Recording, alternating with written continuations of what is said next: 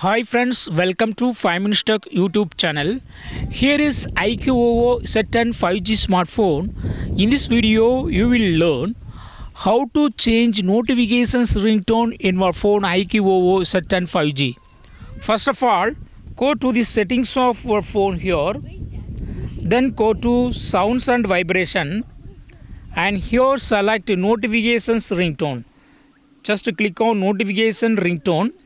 And as of now, notification ringtone is set to see arrival. Okay, if you would like to change notification ringtone, choose any ringtone here. I select to bird. Okay, or I select bubble. Okay, finally I selected to bubble, and just go back so that the selected bubble ringtone is now active. Okay, also you can customize notification ringtone. Just click on notification ringtone and you can choose custom ringtone. Click on custom ringtone here and select any ringtone here. Okay, I select it, and this will be the now ringtone, that is notification ringtone to your phone. In this way you can easily change notification ringtone in your phone iQOO Z10 5G. That's all friends, thanks for watching. Bye.